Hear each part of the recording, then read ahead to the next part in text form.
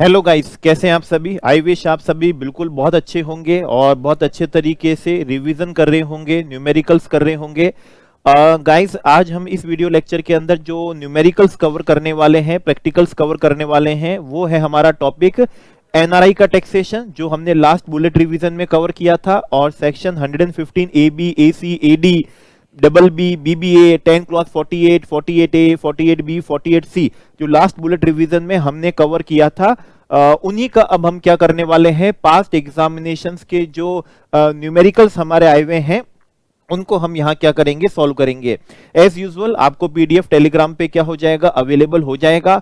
और आपको बिल्कुल मालूम होना चाहिए, बता देता हूं कि प्रिपरेशन को शानदार, मजेदार, बहुत अच्छी बनाने के लिए फोकस सिर्फ और सिर्फ किस पे करें, न्यूमेरिकल्स पे करें, प्रैक्टिकल्स पे करें। ज्यादा से ज्यादा उनको क्या करें, सॉल्व करें, या ज्यादा से ज्यादा बार उन वीडियो को क्या करें, देखें। ओके, सो डेट आपको मालूम पड़ेगा कि किस तरह कौन से प्रोविजन के क्वेश्चन आते हैं। ओके, जैसे आज के इस वीडियो लेक्चर से मालूम पड़ेगा कि एनआरआई का प्रोविजन जो बड़ा सिंपल है उसको लेके ज्यादा क्वेश्चन आए हैं, या फिर 115 ए बी ए सी या एडी जो टफ है, ओके, जो आपको कॉम्प्लेक्स लगते हैं, जिसके लिए आप फ्रीक्वेंटली डिमांड करते रहते हैं या क्वेश्चन पूछते रहते हैं, आपको पास्ट एग्जाम से मालूम पड़ेगा कि वो इतने रेलेवेंट नहीं है, वो तो बी और कौन सी कैटेगरी के हैं, सी कैटेगरी के हैं। और ए कैटेगरी के जो क्वेश्चंस जो एग्जाम में आ रहे हैं वो तो बहुत ही सिंपल प्रोविजन के बेस पे आ रहे हैं। तो ये सब कैसे फाइंड आउट होता है, जब हम न्यूमेरिकल्स करते हैं, पास्ट एग्जाम में आए हुए हैं। और यहां से करने से मालूम पड़ेगा कि आपको मालूम पड़ेगा कि सेम सेट के क्वेश्चंस रिपीट बार बार हो रहे हैं इन टॉपिक से। ओके, तो चलिए हम क्या करते हैं, स्टार्ट करते हैं। और क्वेश्चन नंबर फर्स्ट है हमारा, आप सभी स्क्रीन पे देख पा रहे हैं। क्वेश्चन नंबर फर्स्ट है हमारा, किसको लेके, ब्रेन लारा। बिल्कुल नाम से आप पहचान गए होंगे, ये एक वेल नोन क्रिकेटर है, वास्तव में बिल्कुल वेल नोन क्रिकेटर है। और ये कहाँ के हैं, ये वेस्ट इंडिया के हैं, वेस्ट इंडीज के हैं। ओके, अब वो टीम क्या आई है, इंडिया में खेलने आई है। उनको 5 लाख रुपीस इंडिया में मैच में पार्टिसिपेट करने से क्या मिले, 5 लाख रुपए मिले हैं। आपको ध्यान होगा, अगर आप क्या हो, नॉन रेसिडेंट हो, प्लस क्या हो, फॉरेन सिटीजन हो, प्लस स्पोर्ट्स पर्सन हो, तो सेक्शन 115 बीबीए आपके ऊपर एप्लीकेबल हो जाता है, जहां टैक्स रेट कितनी है, 20% है। तो इंडिया में आपने क्या करा, पार्टिसिपेट करा मैच में, वहां से आपने कितने कमाए, 5 लाख रुपए कमाए। ऐसा क्वेश्चन ने कहा है, एग्जाम में आया हुआ क्वेश्चन है ये, पास्ट एग्जाम के। 1 लाख रुपीस आपने क्या करे हैं, रिसीव करे हैं, कि आपने कुछ एडवर्टीजमेंट करा था किसी प्रोडक्ट का टीवी पे। तो आपको ध्यान हो कि अगर आप एडवर्टीजमेंट से भी इनकम कमाते हैं तो वो भी 115 बीबीए में कवर होती है। तो वो 1 लाख की इनकम हो गई, मतलब टोटल अभी तक की इनकम 6 लाख हो गई। इसके बाद में क्वेश्चन आगे आपको ये भी बोलता है कि आपने न्यूज़पेपर में क्या करा, आर्टिकल कंट्रीब्यूट करा। और आपको ध्यान है, अगर आप किसी न्यूज़पेपर में, मैगजीन में, जर्नल में अपना आर्टिकल कंट्रीब्यूट करते हो और वो आर्टिकल आपके स्पोर्ट्स या गेम से क्या होता है, रिलेटेड होता है, तो वो भी 115 बीबीए में कवर होता है।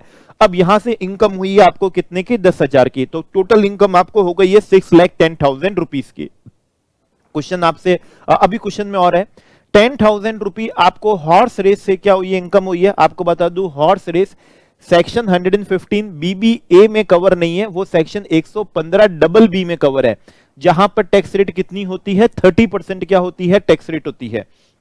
ओके, तो ये 10,000 रुपी जो हॉर्स रेस से जो विनिंग हुई है, इसका टैक्सेशन 115 डबल बी के प्रोविजन से होगा। और रिमेनिंग जो आपको इनकम हुई है 6,10,000 रुपीज की, उसका टैक्सेशन सेक्शन 115 बीबीए के क्या होगा, प्रोविजन से होगा। क्वेश्चन ने आपकी क्या पूछी है, टैक्स लायबिलिटी पूछी है। आंसर बताने से पहले कह देता हूं, बड़ा सिंपल सा क्वेश्चन था, लेकिन ये सिंपल सा क्वेश्चन बहुत बार एज इट इज इसी तरीके से एग्जाम में आया हुआ है। तो क्वेश्चन सॉल्व करने से मालूम पड़ रहा है यार, बड़ा कितना सिंपल सा क्वेश्चन था। और जब आपको कह रहा हूं कि रिपीट, बार बार सेम क्वेश्चन रिपीट हो रहा है, तो आपको लगेगा अरे यार इसी पे तो क्या करनी चाहिए, मेहनत करनी चाहिए। ओके, तो आंसर क्या होगा, 115 बीबीए का रेफरेंस देंगे और 20% टैक्स रेट बताएंगे किस पे, इंडिया में पार्टिसिपेट करने पे, गेम्स स्पोर्ट्स में, और न्यूज़पेपर, मैगजीन, जर्नल में आर्टिकल कंट्रीब्यूट करने पे, और आर्टिकल कंट्रीब्यूट करने पे और एडवर्टीजमेंट करने से जो इनकम हो रही है 20% है। और उसका टीडीएस भी बता दूं, नहीं पूछा है टीडीएस, तो सेक्शन 194 ई के प्रोविजन से 20% क्या होता है, टीडीएस होता है। और नॉन रेसिडेंट के केस में ऑलवेज 4% सेस क्या होता है, इंक्लूड होता है। तो बेसिकली ये 20% का जो रेट है वो 20 पॉइंट क्या हो जाती है, 8 हो जाती है। हॉर्स रेस से जो आपको विनिंग हुई है उसका टैक्सेशन 115 डबल बी के प्रोविजन से होगा, जहां टैक्स रेट कितनी होती है, 30% होती है।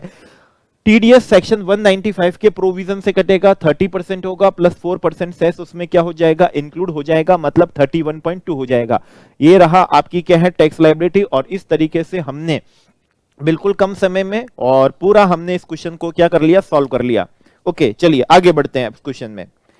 क्वेश्चन सेकंड बढ़िया क्वेश्चन है, क्वेश्चन को करने से ये आपको बिल्कुल फायदा करेगा।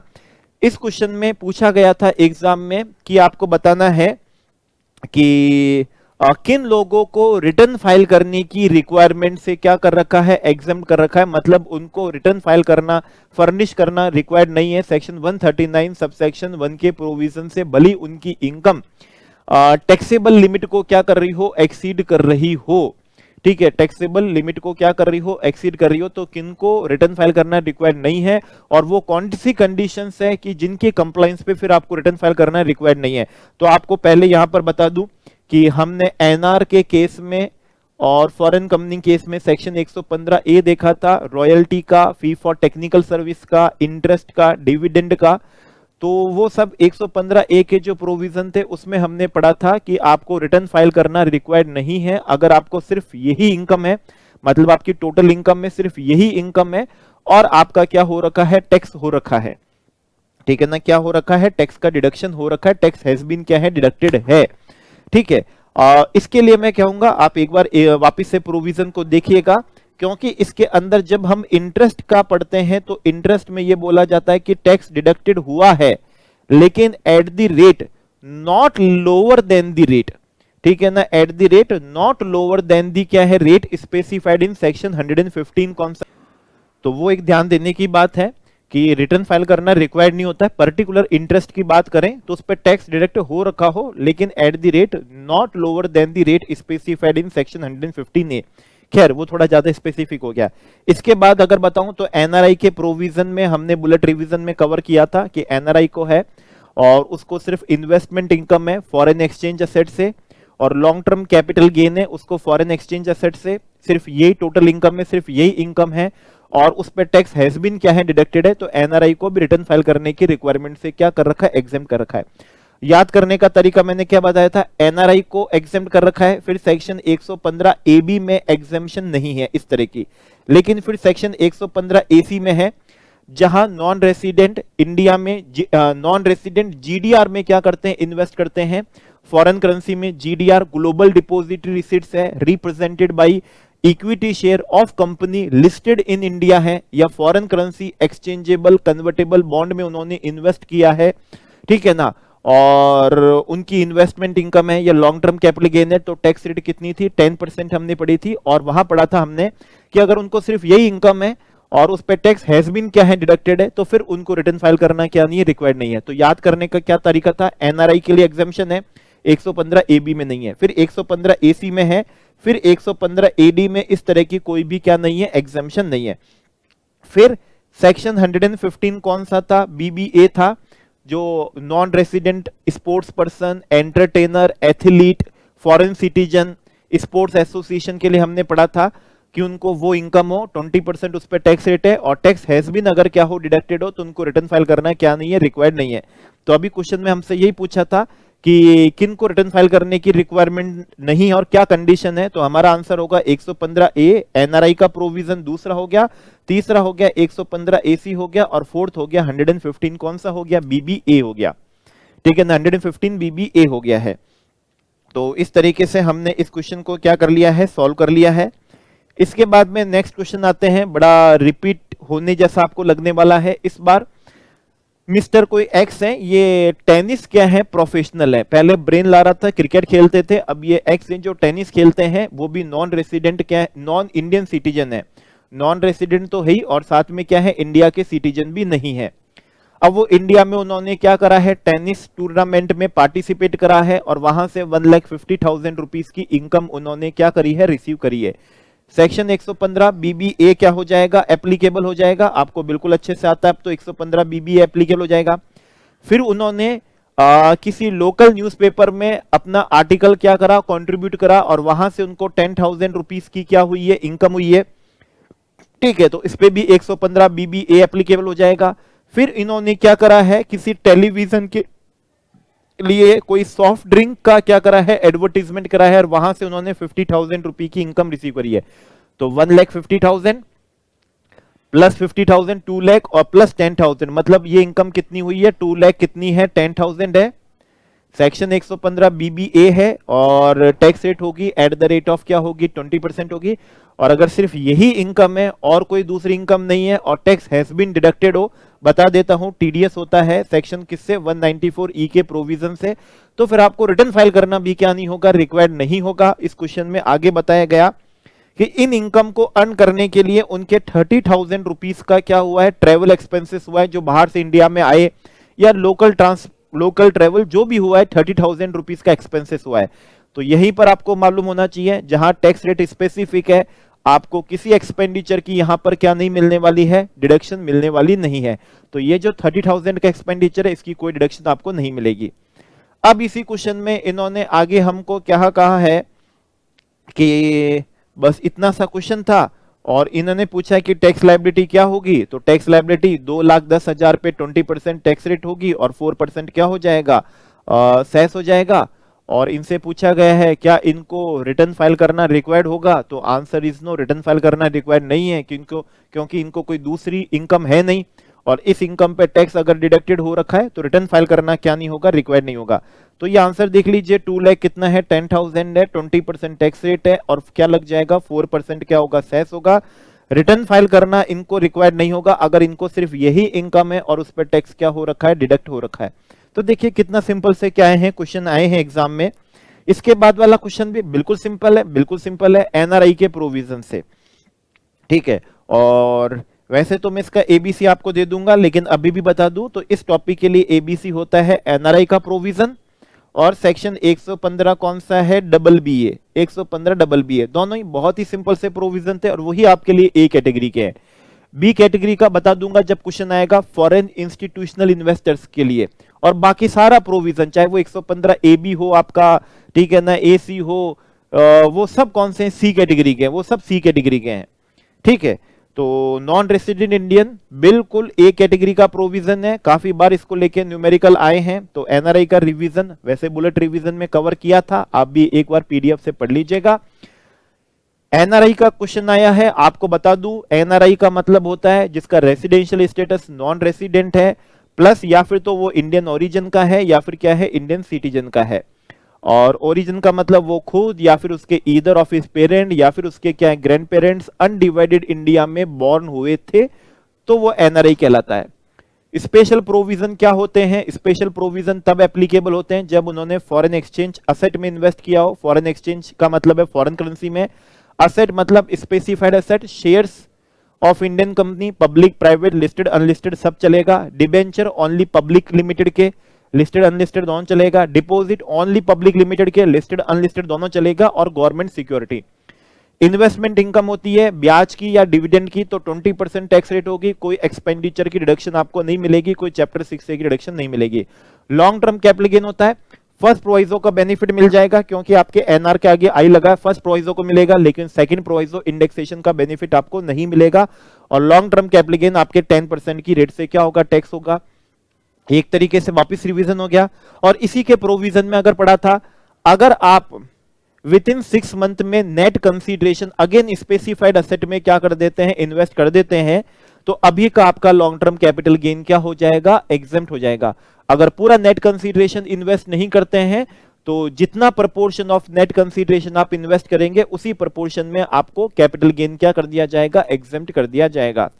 तो इसी रिवीजन के साथ में अब क्वेश्चन भी हम कर लेते हैं। यहां आप क्वेश्चन देख पा रहे हैं, सबसे पहले इंफॉर्मेशन दे रखी है डिविडेंड इनकम है, इंडियन कंपनी से है, ठीक है। इंडियन कंपनी मतलब शेयर्स का डिविडेंड होगा। और शेयर परचेज इन किस में है, फॉरेन एक्सचेंज में है, मतलब ये फॉरेन एक्सचेंज असेट हो गया है। ये कंपनी कौन सी है, पब्लिक है, प्राइवेट है, इससे हमको अभी फर्क पड़ने वाला नहीं है। इसका टैक्स रेट कितना होगा, एनआरआई के प्रोविजन से 20% होगा, स्पेशल प्रोविजन है। अगली जानकारी दी है, इंटरेस्ट ऑन डिबेंचर है, इंडियन कंपनी, ठीक है, और वो भी इन्होंने फॉरेन एक्सचेंज में ही इन्वेस्ट किया था।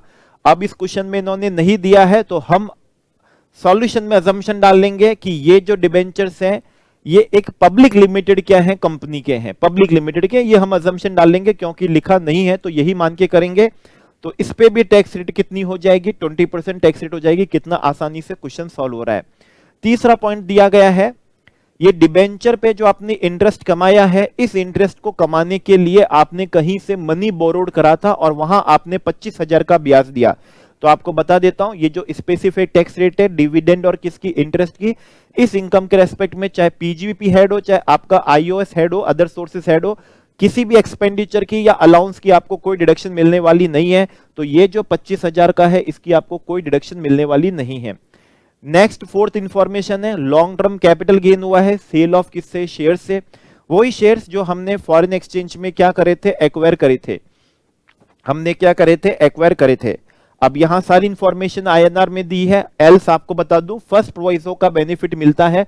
अगर यहां पर TT buying rate, TT selling rate दी होती तो हम इसकी कंप्यूटेशन, कैपिटल गेन की कंप्यूटेशन उसी फॉरेन करेंसी में करते जिस फॉरेन करेंसी में इन्होंने इन्वेस्ट किया था, और बाद में जो कैपिटल गेन आता उसको हम फिर टीटी बाइंग रेट से मल्टीप्लाई करके आईएनआर में कन्वर्ट कर लेते। लेकिन इतना कुछ हमसे नहीं करवाया है क्वेश्चन में, क्योंकि इस क्वेश्चन में बाइंग रेट सेलिंग रेट दी नहीं है। ओके, तो फर्स्ट प्रोविजो का बेनिफिट मिलता है, सॉल्यूशन में लिख देंगे, लेकिन हम नहीं दे पाएंगे क्योंकि इंफॉर्मेशन नहीं है। और इंडेक्सेशन का बेनिफिट तो मिलता ही नहीं है।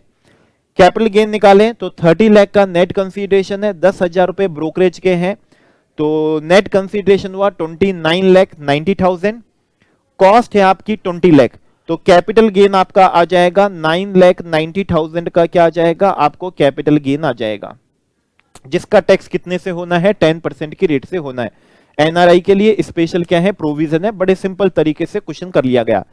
अब क्वेश्चन की आगे की इंफॉर्मेशन है, प्रॉपर्टी इनकम इन इंडिया, मतलब हाउस प्रॉपर्टी है, ठीक है ना, 2 लाख रुपए की। कंप्यूटेड वर्ड नहीं लिखा है, इसका मतलब इसमें से हम स्टैंडर्ड डिडक्शन क्या कर लेंगे, माइनस कर लेंगे 30% की। तो 60,000 माइनस हो जाएगा, तो इनकम फ्रॉम हाउस प्रॉपर्टी कितना आएगा, 1,40,000 आएगा, जिसका टैक्स नॉर्मल प्रोविजन के हिसाब से होगा। इनका टीडीएस कितना हो रखा है, 30,000 रुपीज का टीडीएस भी हो रखा है।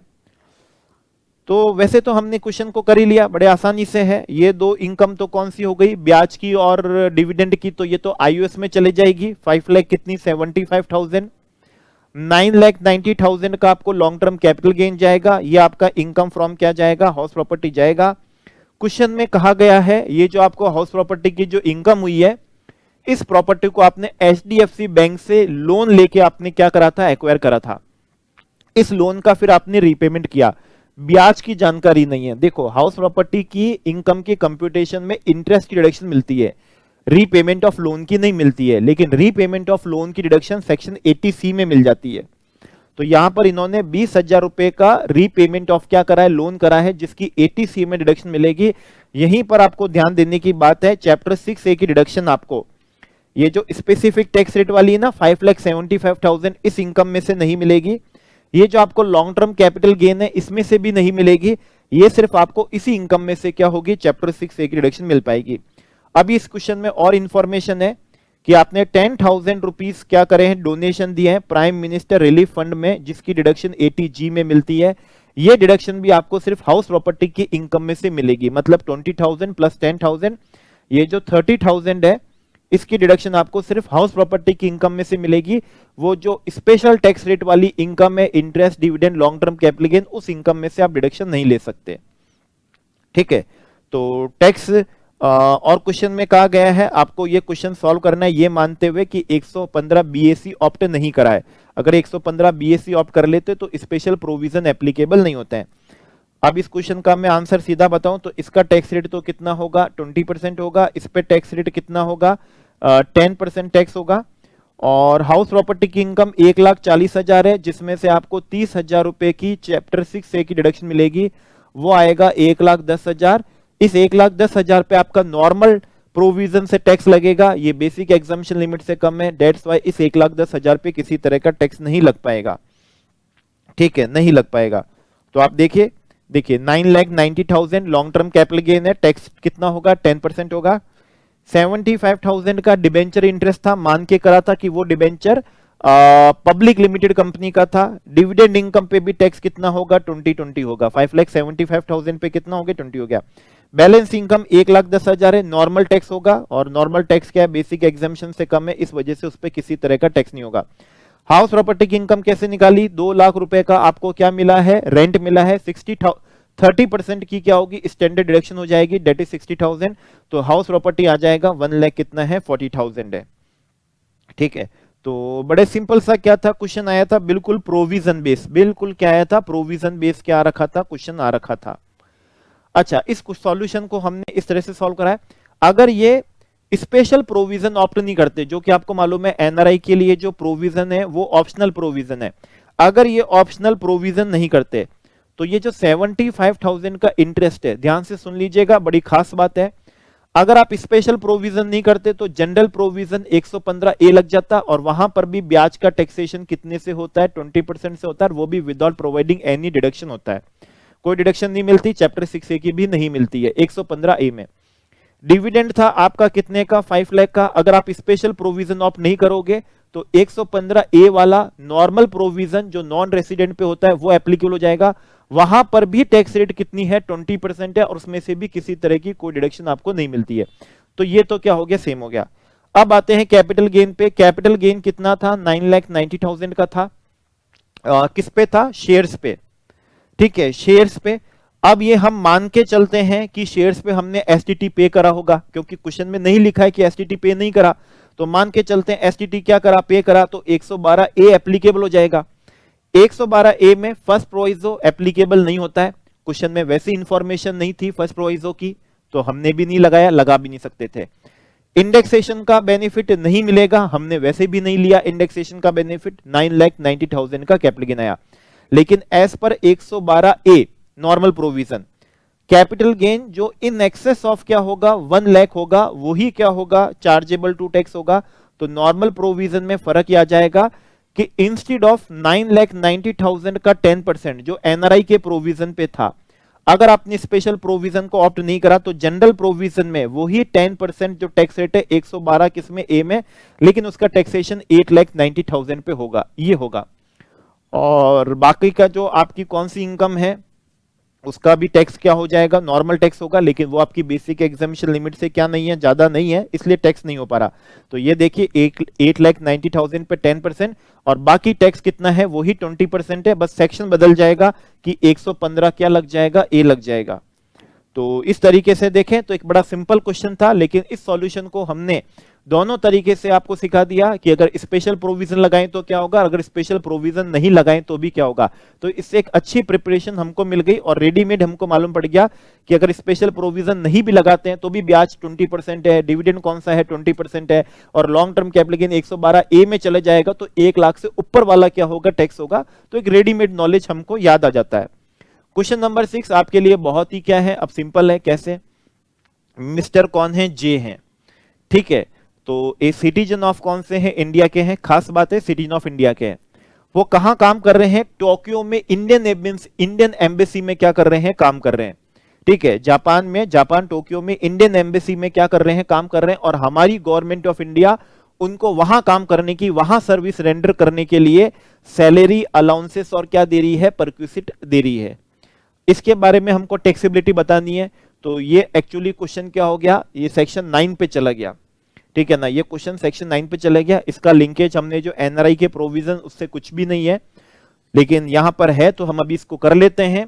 ओके, एग्जाम में आया हुआ है, क्या पता वापिस आ जाए, तो हम बड़े आसानी से इसका सॉल्यूशन दे देंगे। और इसका सॉल्यूशन ये है कि एज पर सेक्शन 9 जो इनकम डीम टू एक्रू और राइज इन इंडिया होती है, एज पर सेक्शन 9 सबसेक्शन 1 और क्लॉज 3, ठीक है, अगर आप इंडियन सिटीजन हो, ठीक है ना, आप कौन हो, इंडियन कौन हो, सिटीजन हो, ओके, आउटसाइड इंडिया आप सर्विस क्या कर रहे हो, रेंडर कर रहे हो, और गवर्नमेंट ऑफ इंडिया आपको क्या कर रही है, पेमेंट कर रही है। वो तो ऐसा ही होता है, कब, जब इंडियन एम्बेसी में काम कर रहे हो, बाहर काम कर रहे हो, सर्विस रेंडर भली बाहर है, ओके, गवर्नमेंट ऑफ इंडिया आपको सैलरी दे रही है, तो उसी इस इनकम को हम डीम टू एक्रू और अराइज इन इंडिया मानेंगे, ठीक है, ये हो गया। प्लस इनकम टैक्स का सेक्शन 10 और सब सेक्शन 10 और उसका क्लॉज हमें 7 ये बोलता है कि उसको जो वहां पर अलाउंसेस और परक्यूसिट मिल रहे हैं वो एग्जेम्प्ट है। तो सैलरी के अंदर जो अलाउंसेस मिल रहे होंगे और जो परक्यूसिट मिल रहे होंगे वो क्या रहेंगे, एग्जेम्प्ट रहेंगे। तो ये लीजिए, एज पर सेक्शन 10 क्लॉज 7 है, अलाउंसेस और जो परक्यूसिट है, जो आउटसाइड इंडिया हम दे रहे हैं, गवर्नमेंट ऑफ इंडिया उसको जो दे रही है फॉर सर्विस रेंडर्ड क्या आउटसाइड इंडिया, वो क्या है, एग्जेम्प्ट है।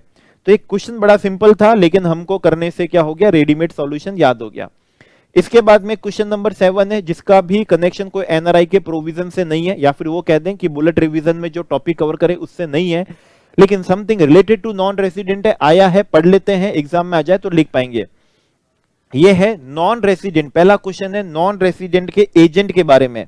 तो नॉन रेसिडेंट का एजेंट के रेस्पेक्ट में प्रोविजन इनकम टैक्स के 163 में किन किन को income tax authority agent treat कर सकती है नॉन रेसिडेंट का, तो इसका पूरा एक प्रोसीजर है, नोटिस वोटिस सब कुछ दिया जाता है। लेकिन किन को कर सकते हैं, जिनके साथ में उस नॉन रेसिडेंट का इंडिया में क्या हो, बिजनेस कनेक्शन हो, उनको हम एजेंट ट्रीट कर सकते हैं, ठीक है ना। वो पर्सन जिससे नॉन रेसिडेंट इंडिया में क्या करता है, रिसीट ऑफ इनकम करता है, ठीक है ना। जिस पर्सन के थ्रू नॉन रेसिडेंट क्या करता है, रिसीट ऑफ क्या करता है, इनकम करता है, ठीक है ना। रिसीट ऑफ क्या हो, इनकम हो, तो उस पर्सन को भी क्या करा जा सकता है, एजेंट ट्रीट किया जा सकता है। Trustees of non resident, trustees of कौन से है, नॉन रेसिडेंट, ठीक है ना। और वो पर्सन जिसके रेस्पेक्ट में क्या हो रही है, इनकम रिसीव कर रहा है नॉन रेसिडेंट, बिजनेस क्या है, कनेक्शन है, बिजनेस क्या है, कनेक्शन है। और किसको कर सकते हैं, या फिर नॉन रेसिडेंट का जो इंडिया में क्या है, एम्प्लॉयड है, उसको हम एजेंट ट्रीट कर सकते हैं। और खास बात ये होती है कि एक से ज्यादा पर्सन को भी एजेंट ट्रीट किया जा सकता है। हालांकि ये हम तब कवर कर लेंगे जब हम सेक्शन 163 का क्या करेंगे, बुलेट रिवीजन करेंगे। लेकिन अभी भी 4 पॉइंट आपको बताने हैं, बड़े सिंपल से हैं। बिजनेस कनेक्शन हो, या जिस पर्सन के माध्यम से वो क्या करता है, रिसीट ऑफ इनकम करता है। तीसरा ट्रस्टी ऑफ क्या हो गया, नॉन रेसिडेंट हो गया। और चौथा जो एम्प्लॉयड बाई क्या है, नॉन रेसिडेंट है, तो उनको एजेंट ट्रीट किया जा सकता है, ठीक है, उसको एजेंट ट्रीट किया जा सकता है। इसके बाद में एक क्वेश्चन और आया है जो अभी हमारे बुलेट रिवीजन से रिलेटेड नहीं है, लेकिन आप उसको आसानी से समझ जाएंगे। क्या रिप्रेजेंटेटिव असेसी पे पेनल्टी लगाई जा सकती है क्या, तो आंसर इज यस, ठीक है ना। रिप्रेजेंटेटिव असेसी पे, ठीक है ना, रिप्रेजेंटेटिव कौन सा है, असेसी जो है, ठीक है ना, उस पे असेसी के सारे प्रोविजन क्या हो जाते हैं, एप्लीकेबल हो जाते हैं। मतलब नॉट ओनली फॉर क्या, असेसमेंट ऑफ टैक्स, मतलब पेनल्टी के लिए भी उसको हम क्या कर सकते हैं, असेसी मान के उसके ऊपर क्या लगा सकते हैं, पेनल्टी लगा सकते हैं। तो ये पहले का क्वेश्चन आया हुआ था। आते हैं नेक्स्ट क्वेश्चन पे, और अगेन अब क्वेश्चन जो आ रहे हैं वो एनआरआई को है, ठीक है ना। किसको लेके है, नॉन रेसिडेंट किसको लेके है, इंडियन को लेके है।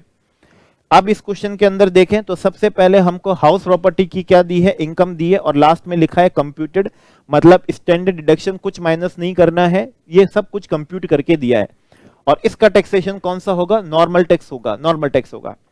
अगली इनकम दी हुई है, डिविडेंड है, इंडियन कंपनी, और परचेस करे थे किसमें, फॉरेन एक्सचेंज में। अब ये जो शेयर्स हैं, चाहे पब्लिक कंपनी के हो, प्राइवेट कंपनी के हो, लिस्टेड हो, अनलिस्टेड हो, डजंट मैटर है, शेयर्स ऑफ इंडियन कंपनी में इन्वेस्ट किया, वो स्पेसिफाइड एसेट है। फॉरेन एक्सचेंज में करा, वो फॉरेन एक्सचेंज एसेट बन गया है आपका। और यहां पर अब टैक्स होगा कितने परसेंट से, 20% से, विदाउट प्रोवाइडिंग एनी डिडक्शन। और चैप्टर 6A की भी नहीं मिलती है इस इनकम में से। आगे बढ़ते हैं। इसके बाद में हमको कहा गया है कि उसको ब्याज की इनकम है, किसके, ब्याज, डिबेंचर। सेम क्वेश्चन अभी हमने करा था, डिबेंचर ऑफ कौन सा है, इंडियन कंपनी है जो हमने फॉरेन एक्सचेंज में खरीदे थे। अगेन नहीं बताया है कि ये इंडियन कंपनी पब्लिक है या प्राइवेट है, सेम पहले जैसा ही क्वेश्चन हो गया है। तो आप देख पा रहे हैं पहले जैसा ही क्वेश्चन वापस से क्या हुआ है, रिपीट हुआ। और एनआरआई वाले प्रोविजन बार बार रिपीट हो रहे हैं। 115 बीबीए स्पोर्ट्स पर्सन वाले भी क्या हो रहे हैं, रिपीट हो रहे हैं, अभी और रिपीट होंगे, और सेम फॉर्मेट में रिपीट हो रहे हैं। तो मतलब क्वेश्चन कर डाला तो एग्जाम पर्पज से मतलब बिल्कुल प्रिपरेशन हो गई। अजम्पशन डाल दीजिएगा, क्वेश्चन करने से भी मालूम पड़ रहा है कि क्या अजम्पशन डालना है, तो लिख दीजिएगा अजम्पशन ये मान के चल रहे हैं कि ये जो डिबेंचर ऑफ इंडियन कंपनी है ये पब्लिक कंपनी है, फॉरेन एक्सचेंज में खरीदा है, तो ये फॉरेन एक्सचेंज एसेट हो गया। इसका भी टैक्स कितने से होगा, 20% से होगा। और इस इनकम को कमाने के लिए, ये डिबेंचर में इन्वेस्ट करने के लिए आपने कोई लोन लिया था, उसका जो आपने ब्याज पे करा है, उस ब्याज की आपको कोई डिडक्शन नहीं मिलेगी। सेम पिछले वाले क्वेश्चन में भी ऐसा ही हमको इंफॉर्मेशन थी। लास्ट इंफॉर्मेशन हमको दी है कैपिटल गेन की, सेल ऑफ कौन सा है, डिबेंचर से, ठीक है ना, सेल ऑफ कौन सा है, डिबेंचर है। और जो आपने किस में इन्वेस्ट किया था, फॉरेन करेंसी में, मतलब फॉरेन एक्सचेंज एसेट हुआ। तो आपको मैं बता दूं, फर्स्ट प्रोविजो इसके ऊपर एप्लीकेबल होता है, लेकिन फर्स्ट प्रोविजो को एप्लीकेबल करने के लिए क्वेश्चन में हमको बाइंग रेट सेलिंग रेट दी हुई होनी चाहिए, जो कि नहीं दी हुई है, तो हम नहीं लगा सकते। लेकिन हम सॉल्यूशन में लिख सकते हैं कि एनआरआई को फर्स्ट प्रोविजो का बेनिफिट मिलेगा, लेकिन सेकंड प्रोविजो का बेनिफिट नहीं मिलेगा, मतलब इंडेक्सेशन का बेनिफिट नहीं मिलने वाला है।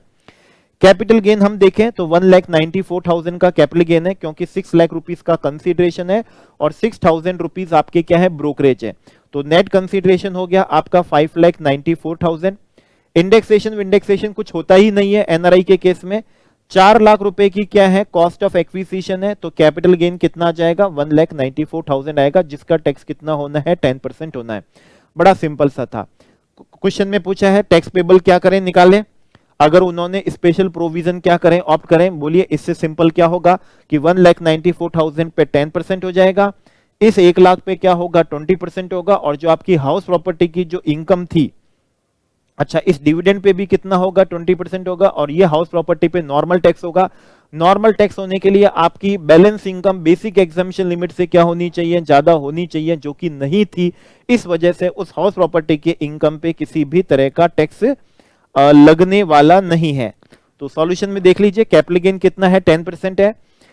डिबेंचर का जो इंटरेस्ट है वो भी कितने से है, 20% से है। डिविडेंड इनकम का टैक्स भी कितने से है, 20% से है। और बैलेंस इनकम का टैक्स कितना है, निल है। लास्ट में 4% सेस लगाते हैं, ये आपको हमेशा से ही मालूम है। बोलिए इससे सिंपल क्या क्वेश्चन आएगा एग्जाम के अंदर, ठीक है। तो चलिए अब नेक्स्ट क्वेश्चन पे आते हैं। नेक्स्ट क्वेश्चन देख के आपको मालूम पड़ेगा कि किस तरह से, देखिए रिपीटेटिव क्वेश्चन आते हैं एग्जाम में। अगेन क्वेश्चन है किसका, डेविड, जो एक कौन है, नॉन रेसिडेंट है, बाहर का सिटीजन है, और ऑस्ट्रेलिया क्रिकेट टीम में है वो, और इंडिया में क्रिकेट खेलने आए हैं। मतलब सेक्शन कौन सा है, 115, सेक्शन 115 बीबीए को लेके है। 5 लाख रुपए की इनकम हुई है, इंडिया में क्रिकेट में पार्टिसिपेशन इन मैच करा, तो इसका टैक्स कितने से होगा, 20% से होगा 115 बीबीए में। 1 लाख रुपए की इनकम हुई है, सेम क्वेश्चन था, 5 लाख प्लस 1 लाख पहले भी करा था, एडवर्टीजमेंट, ठीक है, तो उसका भी टैक्स किससे होगा, 115 बीबीए से होगा। ये इनकम हो गई 6 लाख। फिर आपने न्यूज़पेपर में क्या करा, आर्टिकल कंट्रीब्यूट करा स्पोर्ट्स से, क्रिकेट से रिलेटेड या फिर गेम से रिलेटेड, 10,000, तो वही सेम अमाउंट जो पहले था 6,10,000, और इसका टैक्स होगा कितना, 20%। टीडीएस बता दूं, इन पे टीडीएस होता है सेक्शन किससे, 194E से।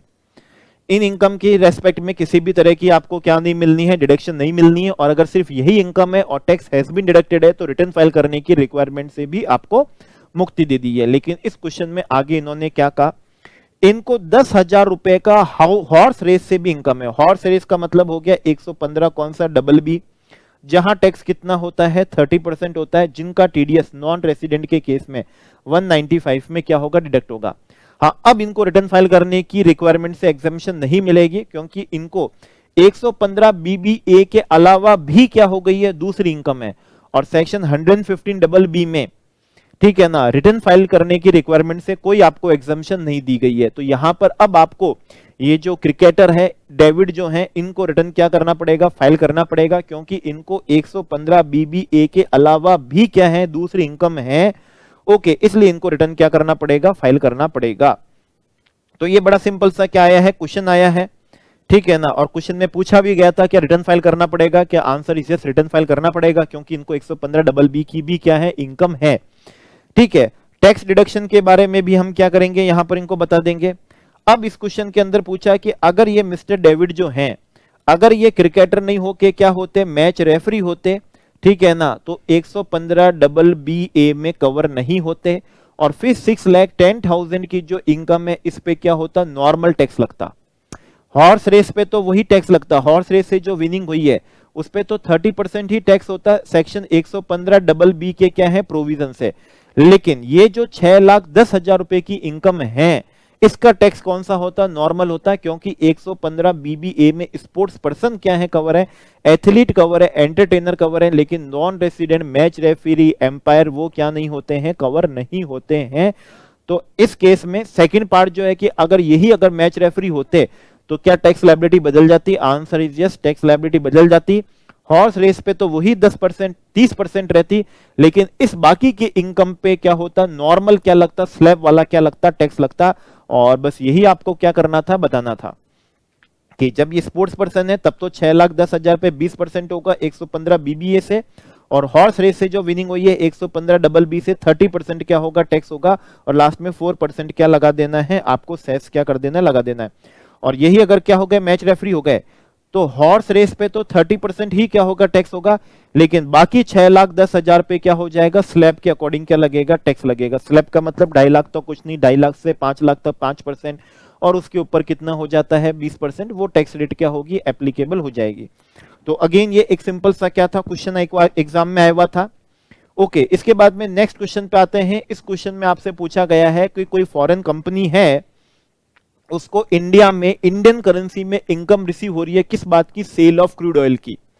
ठीक है, क्रूड ऑयल की। तो ये बोल रहे हैं कि वो इनकम टैक्सेबल नहीं है। इस स्टेटमेंट के रेस्पेक्ट में हमको क्या करना है, ब्रीफली एक्सप्लेन करना है। तो आंसर इज यस। हमने पढ़ा था अगर फॉरेन कंपनी है इंडिया में और इंडियन करेंसी में ही क्या करती है, इनकम रिसीव करती है in respect of sale of कौन सा है, क्रूड ऑयल है। ओके, प्लस सेंट्रल गवर्नमेंट से एग्रीमेंट है, अरेंजमेंट है, या फिर क्या हो रखा है, अप्रूव्ड हो रखा है।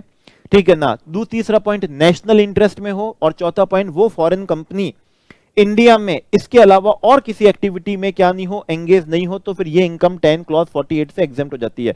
तो 4-5 पॉइंट में क्या देना था, आंसर देना था यस, ये इनकम एग्जेम्प्ट है। फॉरेन कंपनी को इंडिया में इंडियन करेंसी में सेल ऑफ क्रूड ऑयल से इनकम रिसीव हो रही है, वो एग्जेम्प्ट है। कंडीशन ये है agreement, arrangement, approval central government के साथ में। दूसरा पॉइंट नेशनल इंटरेस्ट है, और तीसरा वो फॉरेन कंपनी और किसी एक्टिविटी में एंगेज नहीं होनी चाहिए इंडिया में। ठीक है, तो ये लीजिए, देखिए एग्रीमेंट है, अरेंजमेंट है, किससे, सेंट्रल गवर्नमेंट के साथ में। दूसरा पॉइंट है नेशनल इंटरेस्ट, और तीसरा एंगेज नहीं होनी चाहिए और किसी एक्टिविटी में, तब वो 10 क्लॉज 48 से क्या हो जाएगी, sale of crude oil India में जो रिसीव हुआ इंडियन करेंसी में, वो इनकम क्या हो जाएगी, 10 क्लॉज 48 से एग्जेम्प्ट हो जाएगी। बुलेट रिवीजन में कवर किया हुआ था। ओके, इसके बाद में क्वेश्चन नंबर किस पे आ रहे हैं, 11 पे आ रहे हैं। बुलेट रिवीजन में ये भी कवर किया था। आप लॉटरी टिकट के डिस्ट्रीब्यूटर, फोकस करना है, आप लॉटरी टिकट के डिस्ट्रीब्यूटर हो। आपके जो अनसोल्ड लॉटरी टिकट थे उसी में से आपकी क्या निकल गई, 6 लाख रुपीस की लॉटरी निकल गई है। आप बोल रहे हो कि ये आपकी क्या होगी, बिजनेस इनकम होगी। ठीक है ना। तो क्या कहना है इसके बारे में, तो हमने इसके बारे में कहा था भाई ये बिजनेस इनकम नहीं है। बिजनेस में पहली बात तो स्टॉक होता है, और ये जो अनसोल्ड लॉटरी टिकट है, लॉटरी ओवर होने के बाद में रद्दी बन जाएंगे, कोई अगली बार के ओपनिंग स्टॉक नहीं बनेंगे। पहला पॉइंट। दूसरा पॉइंट था बिजनेस इनकम में कुछ मेंटल एक्टिविटी लगती है, कुछ इंटेलेक्चुअल या फिजिकल क्या होता है, एक्टिविटी लगती है, जिससे वो इनकम कमाई जाती है। लेकिन यहां पर जो आपने विनिंग कमाई है वो कोई इंटेलेक्चुअल, फिजिकल या मेंटल एक्टिविटी से नहीं कमाई है, तो ये बिजनेस इनकम नहीं है, अदर सोर्स की इनकम है।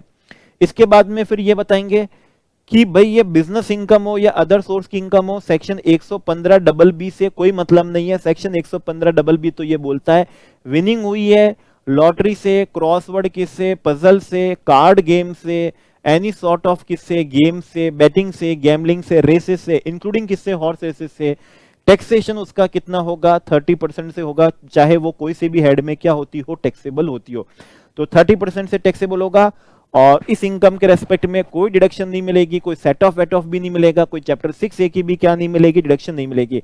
हाँ, ज्यादा ज्ञान देना है तो हमें यह जरूर मालूम था कि अगर हमको certain amount of income government को देनी हो या फिर एजेंसी कंडक्टिंग लॉटरी को देनी हो, तो वो क्या हो जाएगा, डिडक्ट हो जाएगा। वो क्या हो जाता है, डिडक्ट हो जाता है। तो बस ये क्वेश्चन नंबर कौन सा था, हमारा 11 जो था वो बस इसी को लेके था, जिसका हमने बुलेट रिवीजन में क्या करा था, कवरेज करा था। इसके बाद में नेक्स्ट क्वेश्चन पे जो हम आ रहे हैं, ये क्वेश्चन भी केस लो क्या था, बेसिस था, बड़ा सिंपल सा केस लो था। देखिए हम यहाँ पर एक इवेंट मैनेजमेंट क्या है, कंपनी है, omega limited event management company है। हमको किसी फॉरेन आर्टिस्ट की इंडिया में क्या करवानी है, परफॉर्मेंस करवानी है। हमको कॉन्सर्ट करवाना है किसी इंटरनेशनल आर्टिस्ट से, जैसे पिटबुल हो गया, ठीक है, तो शकीरा है, तो निक जॉनस है, तो उनकी हमको इंडिया में क्या करानी है, परफॉर्मेंस करानी है। तो वो इंटरनेशनल आर्टिस्ट से हमको क्या करना है, कांटेक्ट करना है, ठीक है ना, नेगोशिएशन भी करना है, वो सब करना है। तो उसके लिए हमने क्या करा, एक एजेंट है, वो हमने क्या करा, उस एजेंट की हमने क्या ली, सर्विस ली, जिनका नाम था मिस्टर जॉन। उन्होंने उस आर्टिस्ट से क्या करा, कांटेक्ट करा, ठीक है ना, कांटेक्ट करा, फिर उनके साथ में क्या करी, नेगोशिएशन करी। और कांटेक्ट किस रेस्पेक्ट में, कि इंडिया में क्या देनी है, वो आर्टिस्ट क्या देगा, परफॉर्मेंस देगा। एजेंट ने अपनी कोई सर्विस इंडिया में नहीं दी है, एजेंट को इंडिया में आया भी नहीं था, एजेंट ने अपनी सर्विस भी क्या दी है, बाहर ही दी है, ओके, और पेमेंट भी हमने उसको क्या कर दिया, बाहर भेज दिया। तो 1 लाख रुपए का हमने इस बात का क्या भेजा, कमीशन भेजा एजेंट को कि आपने निक जॉनस से क्या कर लिया है, कॉन्टेक्ट कर लिया, परफॉर्मेंस इन इंडिया के रेस्पेक्ट में, कॉन्सर्ट के रेस्पेक्ट में, प्राइस आपने क्या कर ली, नेगोशिएट कर लिए, 1 लाख रुपए का कमीशन है। ये 1 लाख रुपए की इनकम इंडिया में एक्रू और राइज नहीं हुई है, इंडिया में रिसीव भी नहीं हुई है, ये इनकम इंडिया में टैक्सेबल नहीं होगी, इसलिए हमारे event management company omega limited को इस पे टैक्स डिडक्शन भी क्या नहीं होगा, रिक्वायर्ड नहीं होगा। ठीक है ना, तो हमसे क्वेश्चन में इसकी लायबिलिटी ही पूछी थी टैक्स डिडक्शन की, तो हम कहेंगे टैक्स डिडक्शन रिक्वायर्ड नहीं है, क्योंकि वो इनकम इंडिया में एक्रू अराइज नहीं हुई है, वो सर्विस रेंडर्ड नहीं है, वो इनकम इंडिया में रिसीव नहीं हुई है, वो इनकम इंडिया में असेसेबल नहीं है, इस वजह से वो जब वो इनकम चार्जेबल टू टैक्स नहीं है इंडिया में, तो इसलिए उसके ऊपर टैक्स डिडक्शन का प्रोविजन भी क्या नहीं होगा, एप्लीकेबल नहीं होने वाला है। नेक्स्ट क्वेश्चन आते हैं फॉरेन इंस्टीट्यूशनल इन्वेस्टर के लिए। फॉरेन इंस्टीट्यूशनल इन्वेस्टर के लिए आपसे बात करूं तो हमने 115A के अंदर पढ़ा था, 115A में ब्याज होता है 5% की रेट से। वो कब होता है, 5% की रेट से।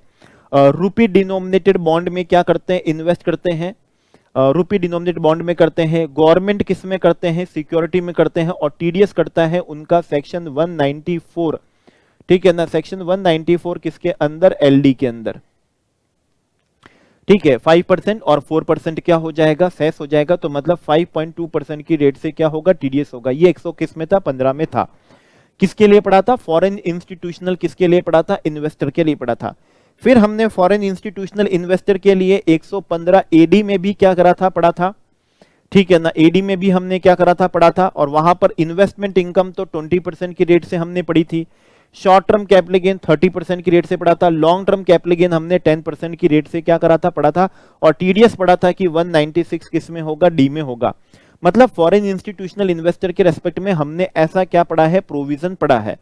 ये एक बी कैटेगरी है फॉरेन इंस्टीट्यूशनल इन्वेस्टर, बस एक ही बी कैटेगरी में है फॉरेन इंस्टीट्यूशनल इन्वेस्टर, बाकी एनआरआई ए कैटेगरी के अंदर है, 115 बीबीए वो भी किस में है, ए कैटेगरी में है। बस इतना सही है इस चैप्टर के अंदर। अब यहां पर ये पूछ रहा है टैक्स डिडक्शन के क्या पूछ रहे हैं, प्रोविजन पूछ रहे हैं, तो बड़ा सिंपल सा है। अगर उनको इनकम 115A की नेचर की है, अगर उनको इनकम 115A की नेचर की है, इन्वेस्टमेंट इनकम पूछ रहे हैं, इन्वेस्टमेंट इनकम, कैपिटल गेन नहीं, इन्वेस्टमेंट इनकम है, तो 115A की है, तो 5% क्या है, टैक्सेशन है। टीडीएस 194 किस में होगा, एलडी में होगा, सेस लगा के 5.2 हो जाएगा। और अगर ये इनकम का नेचर 115 कौन सा हुआ, एडी वाला हुआ, तो टीडीएस 196 किस में होगा, डी में होगा। 20% की रेट से प्लस 4% आप उसमें सेस ऐड कर लेंगे तो 20 पॉइंट क्या हो जाएगा, 8 हो जाएगा। तो ये फॉरेन इंस्टीट्यूशनल इन्वेस्टर के लिए था, ठीक है। तो अगर आपको इनकम कौन सी हुई है, 115A वाली हुई है, तब तो 5 पॉइंट कितना हो जाएगा, 2 हो जाएगा। 5 पॉइंट कितना हो जाएगा, 2 हो जाएगा आपको, ओके। और तो अगर 115A वाली इनकम होगी तब तो उसका टैक्स कितना होगा, 5%, और टीडीएस कट जाएगा। हमने अभी देखा था सेक्शन 194 किससे, एलडी से। और अगर इनकम का नेचर कौन सा वाला हुआ, इनकम का नेचर अभी हमने देखा था, अगर 115AD वाला हुआ तो इन्वेस्टमेंट इनकम 20% की रेट से टैक्सेबल होती है, टीडीएस होता है सेक्शन 196 किस में, डी के अंदर। तो ये रहा इसका सॉल्यूशन, टीडीएस हो जाएगा 194 एलडी, ठीक है ना। एक तो हमने देखा था सेक्शन 194 कौन सा, एलडी, 5% की रेट से प्लस 4% क्या होता है, सेस होता है, मतलब 5.2 हो जाएगा, क्योंकि टैक्स रेट 5% है। वो कब होती है, जब आपने रूपी डिनोमिनेटेड बॉन्ड और गवर्नमेंट सिक्योरिटी में इन्वेस्ट किया हो। अगर उनमें नहीं किया है तो सेक्शन आप पे 115 एडी क्या होता है, सेक्शन 115 कौन सा होगा, एडी क्या होगा, एप्लीकेबल होगा। तो ये रहा सेक्शन 115 एडी, टीडीएस कटेगा 196 डी में, 20% टैक्स रेट है, 4% उस केस में क्या हो जाता है, सेस हो जाता है। चलिए नेक्स्ट क्वेश्चन पे आते हैं। नेक्स्ट क्वेश्चन आपके लिए बहुत ज्यादा आसान है, अगेन वही है, रिकी नाम है, जो नॉन रेसिडेंट है, बाहर के सिटीजन है, और साउथ अफ्रीका क्रिकेट टीम के क्या है, प्लेयर हैं, इंडिया में आए हैं, 4 लाख रुपीस की इनकम कमाई है, इंडिया के मैच में पार्टिसिपेट करने से 115 बीबीए एप्लीकेबल हो जाएगा। 1.5 लाख रुपीस की इनकम रिसीव करी है, एडवर्टीजमेंट कराए रेडियो पे, उस पे भी 115 बीबीए क्या होगा, एप्लीकेबल होगा, 20% टैक्स रेट। फिर इन्होंने लोकल न्यूज़पेपर में आर्टिकल क्या करा है, लिखा है स्पोर्ट्स और गेम्स रिलेटेड, उस पे भी टैक्स रेट कितनी होगी, 20% होगी। 115 BBA वो इनकम 20,000 की है, तो टोटल इनकम हो गई 4 लाख, 5 लाख, 5 लाख 50,000 और 5 लाख कितनी है 70,000, जिसपे 115 BBA एप्लीकेबल हो जाएगा। और अगर इनको सिर्फ यही इनकम है और टैक्स हैज बीन डिडक्टेड हो सेस के साथ में, तो फिर रिटर्न फाइल करना रिक्वायर्ड नहीं होता है। लेकिन इस क्वेश्चन में अगली बात ये थी कि इनको तो हॉर्स रेस से भी इनकम थी। सेम क्वेश्चन हमने करा था, हॉर्स रेस इनकम है। हॉर्स रेस के लिए आपको प्रोविजन करना पड़ता है सेक्शन 115 कौन सा, डबल बी, जहां टैक्स रेट कितनी होती है 30% होती है। टीडीएस होता है सेक्शन 195 में 30% प्लस 4% क्या हो जाता है, सेस हो जाता है। और अब इनको रिटर्न क्या करना पड़ेगा, फाइल करना पड़ेगा। सेम क्वेश्चन हमने करा था और उस क्वेश्चन में भी एक पॉइंट था कौन सा, अगर ये स्पोर्ट्स पर्सन नहीं होते क्रिकेट के और अगर ये कौन होते, मैच रेफरी होते, तो क्या होता। तो देखिए हॉर्स रेस से जो विनिंग हुई है उसका टैक्स तो क्या होता, यही होता। लेकिन इन रेस्पेक्ट ऑफ 5,70,000 की जो इनकम है इस पे टैक्स क्या होता, नॉर्मल क्या होता, टैक्स होता। रिटर्न फाइल की रिक्वायरमेंट से एग्जम्पशन नहीं मिलेगी, क्योंकि इनको 115 BBA के अलावा भी इनको दूसरी सोर्स की इनकम है। 115 कौन सी है, डबल बी है। 115 इनको कौन सी है, डबल बी। तो रिटर्न फाइल करने की रिक्वायरमेंट से इनको क्या नहीं मिलेगी, एग्जम्पशन नहीं मिलेगी। सेम क्वेश्चन हम ऑलरेडी इस चीज को कर चुके हैं। आइए नेक्स्ट क्वेश्चन पे आते हैं। फॉरेन इंस्टीट्यूशनल इन्वेस्टर का है, आपको बता दिया फॉरेन इंस्टीट्यूशनल इन्वेस्टर हमारे लिए कौन सी कैटेगरी का है, बी कैटेगरी का प्रोविजन है। तो ए कैटेगरी वाले तो बहुत ज्यादा सिंपल है, तो रिवीजन करते समय आप किस पे फोकस कर लीजिएगा, बी कैटेगरी वाले फॉरेन इंस्टीट्यूशनल इन्वेस्टर पे कर लीजिएगा, क्योंकि इसका प्रोविजन थोड़ा कॉम्प्लेक्स होता है कि इसकी इनकम अगर 115 ए में हुई ब्याज वाली तब तो 5% होगा। ब्याज कब होगा, जब रुपी डिनोमिनेटेड क्या होंगे, बॉन्ड होंगे, या गवर्नमेंट क्या होगी, सिक्योरिटी होगी। टीडीएस होगा सेक्शन 194 किस में, एलडी में। अच्छा उसके अलावा है तब तो 115 सेक्शन 115 क्या होगा, एडी एप्लीकेबल होगा। इन्वेस्टमेंट इनकम कितनी होगी, 20% होगी। टीडीएस होगा सेक्शन 196 इसमें, डी में। तो ये कुछ है। तो अभी हम इस क्वेश्चन में देखते हैं कि इस क्वेश्चन में हमसे क्या पूछा जा रहा है। सबसे पहले पूछा जा रहा है कि इनकम है सिक्योरिटी से। अब ये कौन सी सिक्योरिटी अभी मालूम नहीं, लेकिन 28,50,000 रुपीज की इनकम है। इस 28,50,000 की इनकम को कमाने के लिए क्या हुए, एक्सपेंस भी हुए। मैं आपको बता दूं, इनकम चाहे 115 ए की हो, चाहे वो 115 कौन सी हो, एडी की हो, दोनों ही इनकम के रेस्पेक्ट में किसी भी एक्सपेंस की आपको डिडक्शन मिलने वाली नहीं है। तो ये जानकारी बेकार हो गई। इस 28,50,000 की इनकम में बोल रहे हैं 16 लाख का जो इंटरेस्ट है वो आपको हुआ है किससे, रूपी डिनोमिनेटेड बॉन्ड से। तो ये बात तय हो गई कि 16 लाख का जो इंटरेस्ट है इस पे टैक्स रेट कितनी होगी, 5% होगी, क्योंकि ये सेक्शन किस में जाएगा, 115 ए में जाएगा। ठीक है। डिविडेंड इनकम है 3,50,000 रुपए की, तो डिविडेंड का टैक्स तो कितने से होता है, 20% की रेट से ही क्या होता है, टैक्स होता है। डिविडेंड इनकम कितने से टैक्स होती है, 20% की रेट से ही क्या होती है, टैक्स होती है। ठीक है, तो वो 20% की रेट से टैक्स हो जाएगी। तो कुल मिला के क्या हुआ, 28,50,000 है। इसमें से 16 लाख वाला इंटरेस्ट तो वो है जो 5% की रेट से टैक्स होगा। तो रिमेनिंग जो हमारी जो इन्वेस्टमेंट इनकम है, रिमेनिंग जो हमारी इन्वेस्टमेंट इनकम है, तो ये हमारे लिए हो गई है कितनी, 12,50,000 रुपीज की। तो इस पे टैक्स कितना होगा, एट द रेट ऑफ कितने से होगा, 20% की रेट से होगा। ठीक है, ये रहा, ये तो इंफॉर्मेशन हो गई। अब अगला है कैपिटल गेन की। लॉन्ग टर्म कैपिटल गेन हमको क्या करा हुआ है, दिया है आपको। इसको सॉल्व करने से पहले बता दूं, जब 115 एडी हमने पढ़ा था तो वहां पर हमें शॉर्ट टर्म कैपिटल गेन बताया गया था 30% की रेट से, लॉन्ग टर्म कैपिटल गेन बताया गया था 10% की रेट से। फर्स्ट प्रोवाइजो का बेनिफिट नहीं मिलेगा, सेकंड प्रोवाइजो का भी बेनिफिट हमको नहीं मिलेगा, वो सिर्फ एनआरआई वालों को दिया गया था। लेकिन ये बताया गया था फॉरेन इंस्टीट्यूशनल इन्वेस्टर्स हैं, हाथी इन्वेस्टर्स हैं, तो इनके लिए 112 ए और 111 ए क्या हो जाएगा, एप्लीकेबल रहेगा। अगर 112 ए वाला लॉन्ग टर्म कैपिटल गेन हुआ तो 10% होगा इन एक्सेस ऑफ कौन सा, 1 लाख। और अगर 111 ए वाला शॉर्ट टर्म कैपिटल गेन हुआ तो वो 15% की रेट से क्या होगा, टैक्स होगा। खैर, अब इस क्वेश्चन में देखते हैं कि इस क्वेश्चन के अंदर कैपिटल गेन का नेचर कौन सा है। तो सबसे पहले लॉन्ग टर्म बता रहे हैं, sale proceed of sale of security. अब ये सेल ऑफ सिक्योरिटी कौन सी है मालूम नहीं, शेयर्स हैं, यूनिट्स ऑफ क्या है, इक्विटी ओरिएंटेड फंड है, यूनिट्स ऑफ बिजनेस ट्रस्ट है, मालूम नहीं, हमें नहीं मालूम।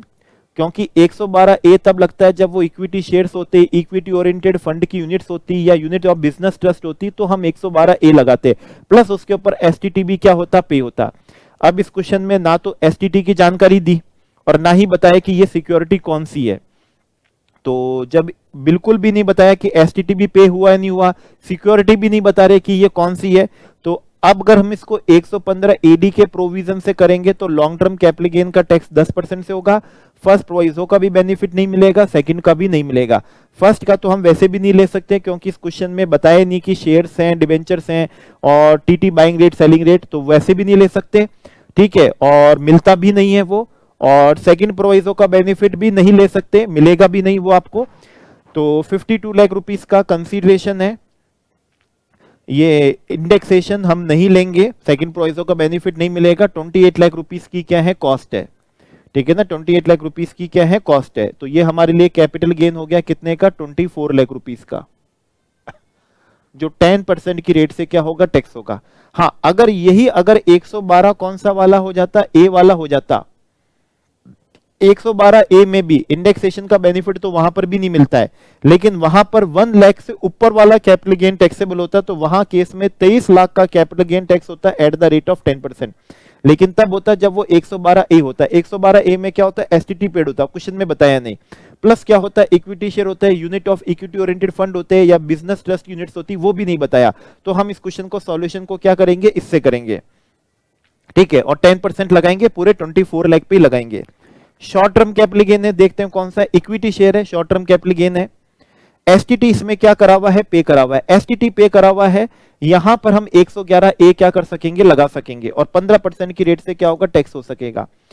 तो सेल कंसीडरेशन दिया है, कॉस्ट ऑफ एक्विजिशन दी है, सेल्स में से कॉस्ट ऑफ एक्विजिशन हम क्या कर लेंगे, माइनस कर लेंगे।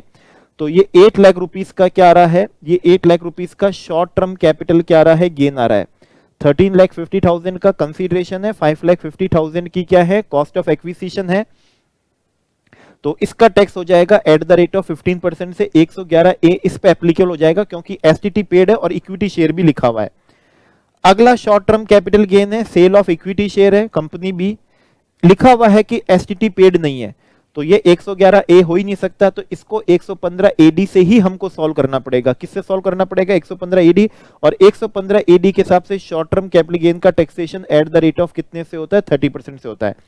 तो कैपिटल गेन कितना आ रहा है, 9,25,000 माइनस क्या है, 4 लाख कितना है, 85 क्या है, 1000 है।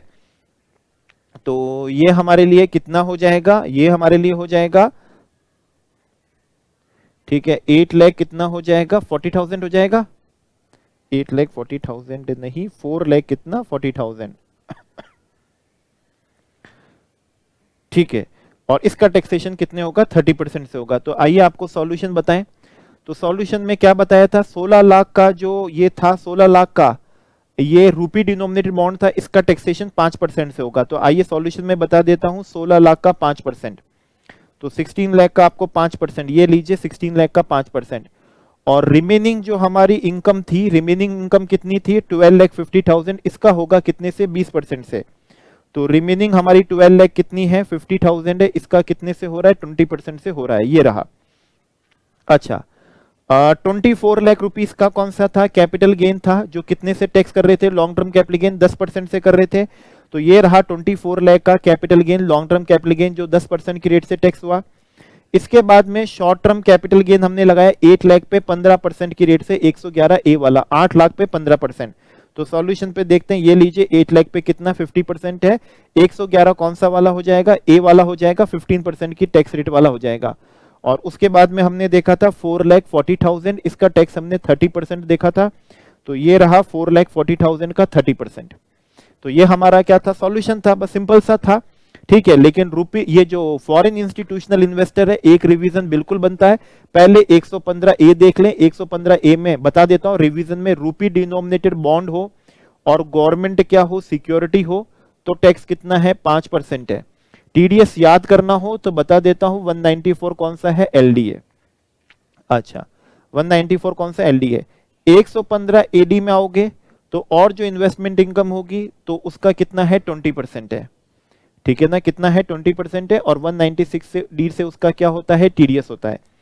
अच्छा 112 ए में हुआ तब तो 112 ए लग जाएगा, 111 ए वाला हुआ तो 111 ए लग जाएगा, नहीं तो शॉर्ट टर्म कैपिटल गेन जाएगा आपके 30% की रेट से, लॉन्ग टर्म कैपिटल गेन जाएगा 10% की रेट से। फर्स्ट प्रोवाइजो सेकंड प्रोवाइजो आपका बेनिफिट इंडेक्सेशन बेनिफिट और फर्स्ट प्रोवाइजो का बेनिफिट आपके ऊपर एप्लीकेबल नहीं होगा। तो ये क्वेश्चन हमने क्या करा, सॉल्व करा। तो फॉरेन इंस्टीट्यूशनल इन्वेस्टर का रिवीजन करा दिया, फिर भी कहता हूं एक बार खुद से पढ़ लिए, बी कैटेगरी का है।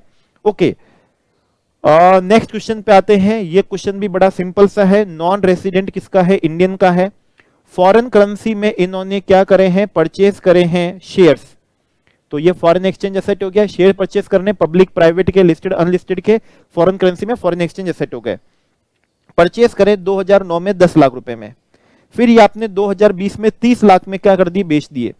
पहली बात बता देता हूं, फर्स्ट प्रोवाइजो का बेनिफिट मिलता है एनआरआई को, लेकिन इस क्वेश्चन में फर्स्ट प्रोवाइजो का बेनिफिट नहीं ले सकते क्योंकि फर्स्ट प्रोवाइजो की इंफॉर्मेशन ही नहीं है, TT buying rate selling rate नहीं है। लेकिन हम सॉल्यूशन में लिखेंगे कि फर्स्ट प्रोवाइजो मिलता है, साथ में ये लिखेंगे इंडेक्सेशन का बेनिफिट सेकंड प्रोवाइजो नहीं मिलता है। कैपिटल गेन का अमाउंट आया है कितना, 20 lakh rupees, 20 lakh rupees. Taxation NRI के लिए लॉन्ग टर्म कैपिटल गेन का taxation eight the rate of कितने से होता है, 10% से होता है। ध्यान रखिएगा 112 ए एप्लीकेबल नहीं होगा क्योंकि स्पेशल प्रोविजन है, तो 112 ए जनरल प्रोविजन नहीं एप्लीकेबल होगा और 1 लाख रुपए से ऊपर वाला जो टैक्स होता है वो बेनिफिट आपको नहीं मिलेगा। ठीक है, ये इस पे आपने एसटीटी पे कर रखा है क्योंकि स्टॉक एक्सचेंज से बेचा है, फिर भी 112 ए नहीं लगेगा। ठीक है, फिर बोल रहे हैं ये जो नेट कंसीडरेशन है पूरा का पूरा आपने वापस से शेयर्स खरीदने में लगा दिया। अगर आपने इसको 6 मंथ में क्या कर दिया, अगेन स्पेसिफाइड एसेट में इन्वेस्ट कर दिया है, तो आपको कैपिटल गेन की एग्जम्पशन मिल जाएगी। पूरा का पूरा नेट कंसीडरेशन इन्होंने इन्वेस्ट कर दिया, एंटर कर दिया। कितने टाइम में करा इन्होंने, ट्रांसफर हुआ था 1 जनवरी को और इन्होंने 31 मार्च को, मतलब विद इन 6 मंथ में ही इन्होंने क्या कर दिया, इन्वेस्ट कर दिया। तो पूरा 20 लाख का कैपिटल गेन क्या हो जाएगा, ये तो एग्जम्प्ट हो जाएगा एनआरआई को। ठीक है, अब ये जो आपके क्या थे, शेयर्स थे जो आपने नए स्पेसिफाइड एसेट में खरीदे थे, उसको भी अगले नेक्स्ट 3 महीने बाद ही आपने 35,50,000 में बेच दिए, जबकि 3 साल का लॉक इन पीरियड चलता है डेट ऑफ एक्विजिशन से। 3 साल तक ट्रांसफर नहीं करेंगे, 3 साल तक आप मनी में क्या नहीं करेंगे, कन्वर्ट नहीं करेंगे। अगर कर दिया तो जिस ईयर में आपने ट्रांसफर कर दिया या जिस ईयर में आपने मनी में कन्वर्ट कर दिया, जैसे हमारे क्वेश्चन में आपने 20-21 में उसको ट्रांसफर कर दिया और मनी में कन्वर्ट कर दिया, तो एक तो जो लॉन्ग टर्म कैपिटल गेन आपका पहले एग्जेम्प्ट हुआ था वो आज हम आपके क्या कर देंगे, टैक्स कर देंगे, 20 लाख टैक्स कर देंगे। और एक जो स्पेसिफाइड एसेट को ट्रांसफर करने से हुआ है वो भी कंप्यूट होगा। वो कैसे कंप्यूट होगा, 35,50,000 और कॉस्ट थी उसकी कितनी, 30 lakh. Short term capital gain आ रहा है क्योंकि 3 महीने बाद ही बेच दिया, तो ये 5,50,000 का शॉर्ट टर्म कैपिटल गेन आएगा जिसका नॉर्मल टैक्स हो जाएगा। ठीक है ना, क्या हो जाएगा, नॉर्मल टैक्स हो जाएगा। तो बस यही अभी रिसेंट में क्या था, एग्जाम में हमारे आया हुआ था। ठीक है, तो यही हमारी रिसेंट क्या था, एग्जाम में आया हुआ क्वेश्चन था। तो ये हमने उसका क्या दे दिया, सॉल्यूशन क्या कर दिया, यहां पर हमने दे दिया है। अच्छा, एनआरआई के प्रोविजन कौन से, स्पेशल प्रोविजन ऑप्शनल होते हैं। अगर ये ऑप्शनल प्रोविजन को ऑप्ट नहीं करते तो नॉर्मल प्रोविजन एप्लीकेबल होता, और नॉर्मल प्रोविजन के अंदर 112 ए एप्लीकेबल होता। Long term capital gain 20 lakh in excess of कौन सा, 1 लाख टैक्सेबल होता, मतलब 19 लाख का टैक्स होता, वो भी एट द रेट ऑफ कितने से, 10% की रेट से।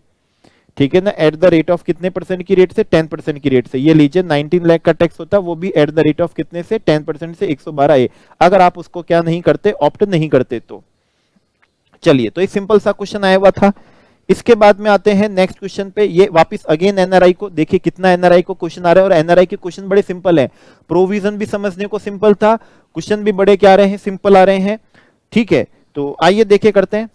लॉस फ्रॉम क्या, हाउस प्रॉपर्टी है 2,50,000 का। आपको बता दूं, हाउस प्रॉपर्टी का लॉस जब दूसरे हेड की इनकम से सेट ऑफ होता है तो मैक्सिमम से maximum 2 lakh he set of हो पाता है। रिमेनिंग का लॉस नेक्स्ट ईयर के लिए, सब्सिक्वेंट ईयर के लिए क्या होता है, कैरीड फॉरवर्ड हो जाता है। तो सिर्फ 2 लाख का ही क्या हो सकेगा, सेट ऑफ हो सकेगा। बिजनेस से इनकम है 7,50,000 रुपीज की, ठीक है, ये नॉर्मल टैक्स वाले हैं एनआरआई पे। म्यूचुअल फंड से उनको इनकम हुई है, ठीक है ना, एनआरआई है, म्यूचुअल फंड में उन्होंने क्या करा है, इन्वेस्ट किया है।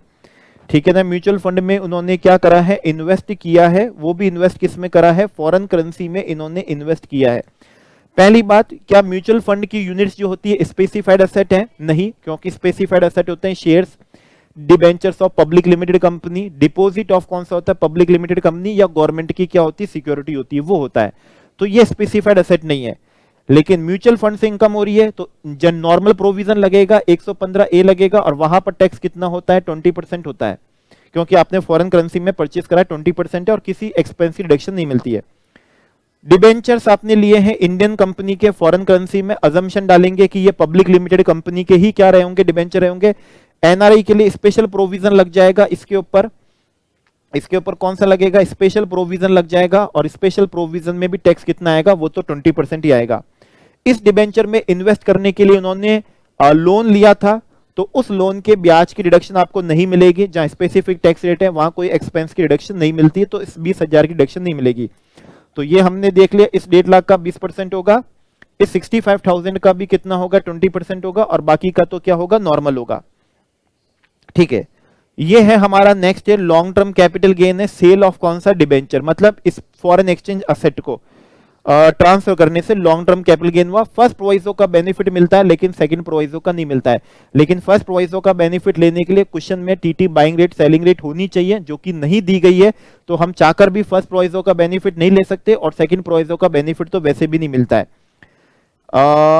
8 लाख रुपीस में ट्रांसफर करा, 5 लाख रुपीस उसकी क्या थी, कॉस्ट थी, और 12,000 रुपए क्या है, ब्रोकरेज है। तो कैपिटल गेन कैसे निकलेगा, 8 लाख रुपीस कंसिडरेशन आया, 12,000 रुपए क्या दे दिए, ब्रोकरेज के दे दिए, तो 7 लाख कितना हो गया, 88,000। कॉस्ट थी कितनी थी, 5 लाख थी, तो लॉन्ग टर्म कैपिटल गेन हमारा निकल गया 2,88,000 का। टैक्स हो जाएगा एट द रेट ऑफ कितने से, 10% से। स्पेशल प्रोविजन है, 10% से होता है, इंडेक्सेशन का बेनिफिट नहीं मिलता है, ठीक है ना, इंडेक्सेशन का बेनिफिट नहीं मिलता, इंडेक्सेशन का बेनिफिट वैसे भी डिबेंचर पे नहीं मिलता, और यू भी स्पेशल प्रोविजन में नहीं मिलेगा।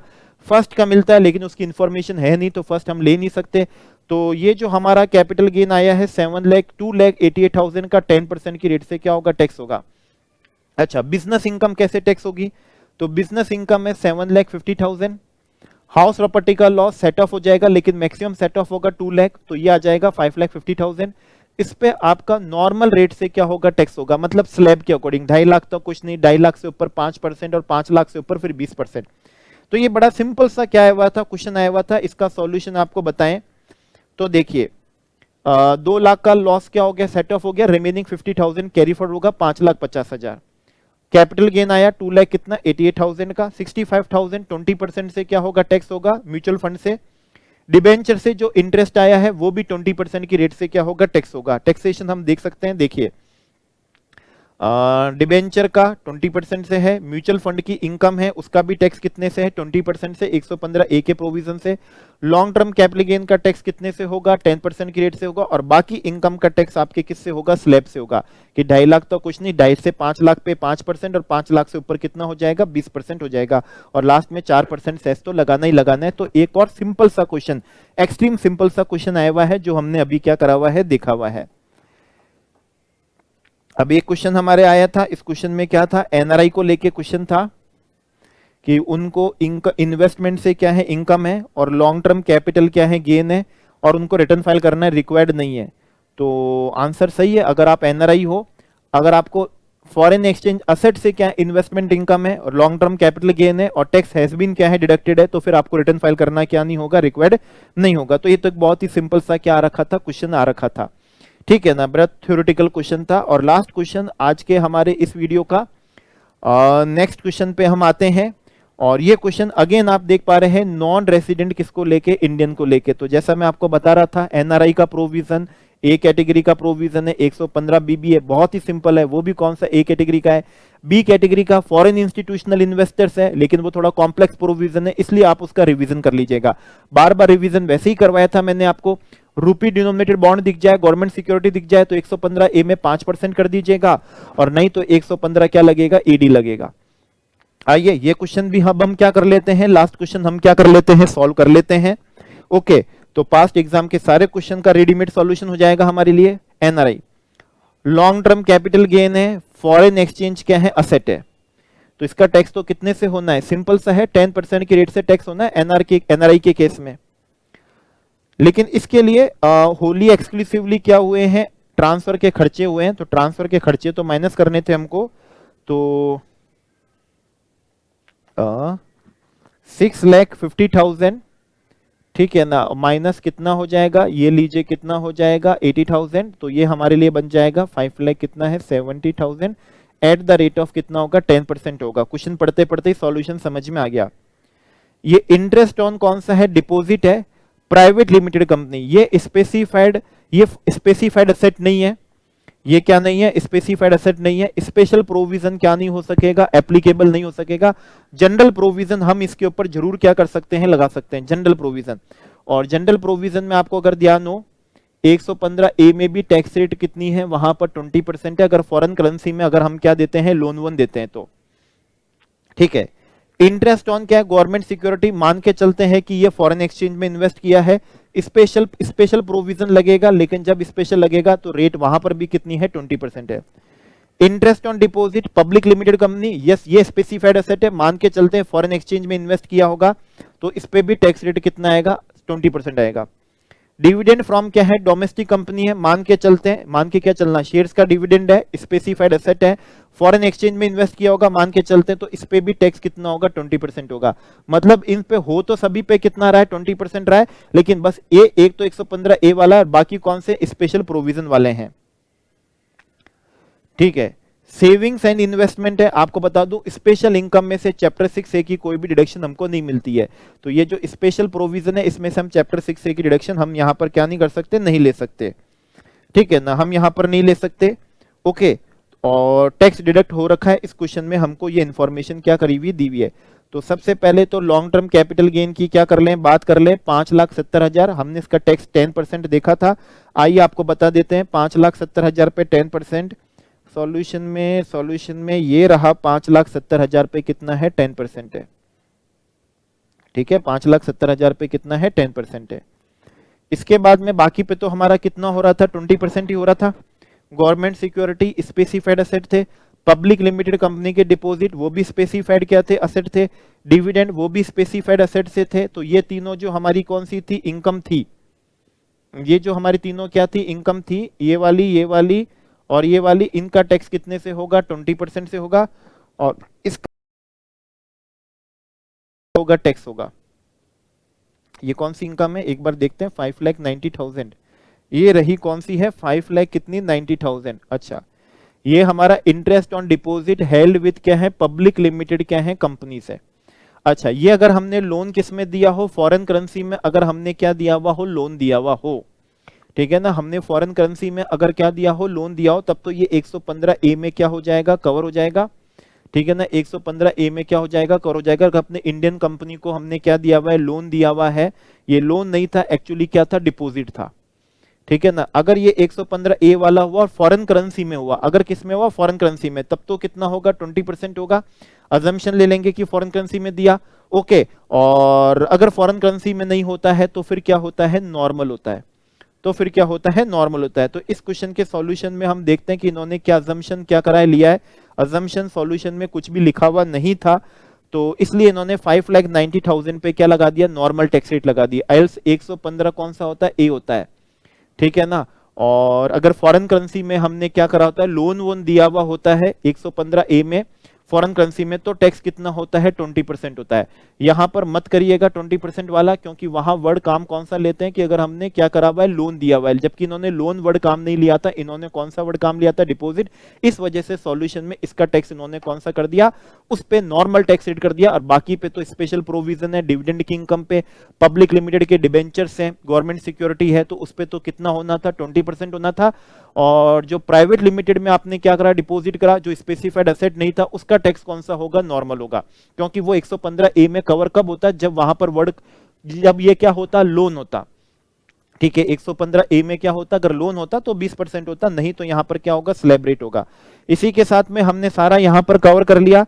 तो एनआरआई के प्रोविजन बड़े सिंपल थे, लेकिन कौन से कैटेगरी के लिए थे, हमारे लिए ए कैटेगरी के थे, ठीक है। एक क्वेश्चन बार बार आते रहते हैं, 115BBA, ठीक है, वो तो हमने कर करके ही क्या हो गया, याद हो गया, लेकिन अगेन वो कौन से कैटेगरी के थे, ए क्या थे, कैटेगरी के थे, ठीक है। अगर हमको देख लेना है तो वो कौन सा है, जो फॉरेन इंस्टीट्यूशनल क्या है, इन्वेस्टर है, इसको कैसे देखना है, एक तो 115A से देखना है, और 115 किससे देखना है, एडी से क्या करना है, देखना है इसको।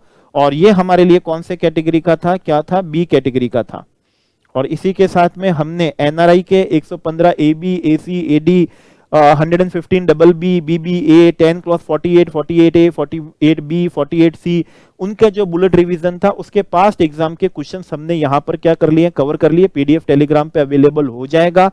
Okay friends, thank you.